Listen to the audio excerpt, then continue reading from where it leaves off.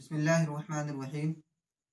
जब हम तशहुद में बैठते हैं तो उस वक्त उंगली उठाना सुन्नत है और ये हदीस पाक से भी साबित है। यानी जब हम कायदे में बैठें और कायदे में बैठने के बाद जब हम अशहदु अल्ला इलाहा इल्लल्लाह पर पहुँचें तब उसका तरीक़ा यह है उंगली उठाने का।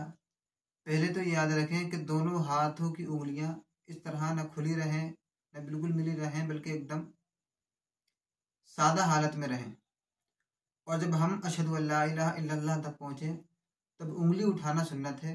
और उसका तरीक़ा यह है कि हम इन दो उंगलियों को हथेली से मिला दें और बीच वाली उंगली और अंगूठे का हल्का बना लें इस तरीक़े से। और शहादत की उंगली जो है इसको हम सीधा रखेंगे, यानी अशहदु अल्ला पर हम उसको उठाएंगे और इल्लल्लाह अशहदु अल्ला इलाहा इल्लल्लाह पर हम इसको गिरा देंगे। यानी हम अशहदु अल्लाह की लाह पे जब हम पहुँचेंगे तो उंगली को सीधा कर देंगे, उठा देंगे और इल्लल्लाह पे जब आएंगे तो इल्लल्लाह पे आने के बाद में इसको वापस गिरा देंगे और अपने हाथ को वापस इसी हालत में हम ले आएंगे। कुछ लोग ये करते हैं कि जैसे ही वो उंगली उठाते हैं तो उठाने के बाद में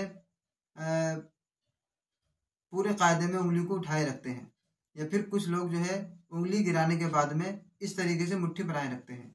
ये तरीक़ा भी गलत है, बल्कि तरीक़ा सही यही है कि जब हम सीधी हालत में हों और सीधी हालत से में होने के बाद में जब हम उंगली को उठाएं तो इन दो उंगलियों को हथेली से मिलाएं और इन दो उंगलियों से हल्का बनाएं और इसको सीधी उठाने के बाद में वापस हाथ को अपनी हालत में हम ले आएं।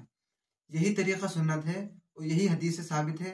कुछ लोग जो है इसी तरीके से मुट्ठी बनाए रखते हैं या फिर कुछ लोग बार बार उंगली को उठाते रहते हैं। हज़रत अब्दुल्ला इब्न ज़ुबैर रज़ियल्लाहु ताला अन्हु से मरवी है, सही मुस्लिम और सुनन निसाई की हदीस पाक है। हज़रत अब्दुल्ला इब्न ज़ुबैर फरमाते हैं कि जब नबी करीम सल्लल्लाहु ताला अलैहि वसल्लम तशहुद की हालत में पहुँचते तो अपने दाएं हाथ को दाएं रान पर रखते और बाएं हाथ को बाएं रान पर रखते, और जब कलमा शहादत पर पहुँचते तब ला पर उंगली उठा देते और इल्लल्लाह पर उंगली को गिरा देते थे।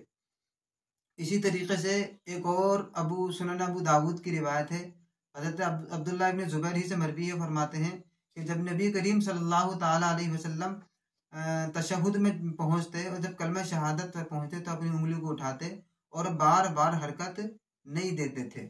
ये आप याद रखें, बार बार हरकत नहीं देते थे और आपको भी बार बार हरकत नहीं देनी है। इसी तरीके से तिरमिजी और निसाई और बहकी की रिवायतें हज़रत अबू हुरैरा रज़ियल्लाहु ताला अन्हु से मरवी है कि नबी करीम सल्लल्लाहु ताला अलैहि वसल्लम ने एक शख्स को बार बार उंगली उठाते हुए देखा, यानी बार बार उंगली से इशारा करते हुए देखा, तो आका करीम सल्लल्लाहु ताला अलैहि वसल्लम ने फरमाया कि तौहीद कर, यानी बार बार उंगली नहीं उठानी, बल्कि सिर्फ एक बार उंगली उठाने के बाद में वापस हमको हाथ उसी हालत में ले आना है। और अक्ल भी इस चीज़ का तकादा करती है, जब हम ज़बान से अल्लाह रब्बुल इज़्ज़त की वहदानियत का इकरार कर रहे हैं, अल्लाह रब्बुल इज़्ज़त को एक मान रहे हैं, एक जान रहे हैं और एक कह रहे हैं, तब हम उंगली से एक ही बार इशारा करें, बार बार इशारा ना करें। दूसरी बात यह कि नमाज नाम है खुशू और खुजू का। जब हम नमाज पढ़ते हैं तो उसके अंदर खुशू और खुजू दोनों होना चाहिए। और जब हम उंगली से बार बार यूं करके इशारा करते रहेंगे, उंगली को हिलाते रहेंगे, तब हमारी नमाज में खुशू और खुजू बाकी नहीं रहेगा। तो सही तरीका इसका यही है जो बहारे शरीयत के अंदर बयान किया गया है कि इन दो उंगलियों को हम हाथ की हथेली से मिला दें और इस बीच वाली उंगली से और अंगूठे से हाथ का हल्का बना लें और इसको हम सीधा खड़ा रखेंगे, ना यूं रखेंगे और ना झुका के रखेंगे, बल्कि सीधा एकदम रखेंगे। ला पर उठा देंगे और इला के बाद में इल्लल्लाह पर वापस गिराने के बाद में हाथ को अपनी हालत पर हम वापस ले आएंगे।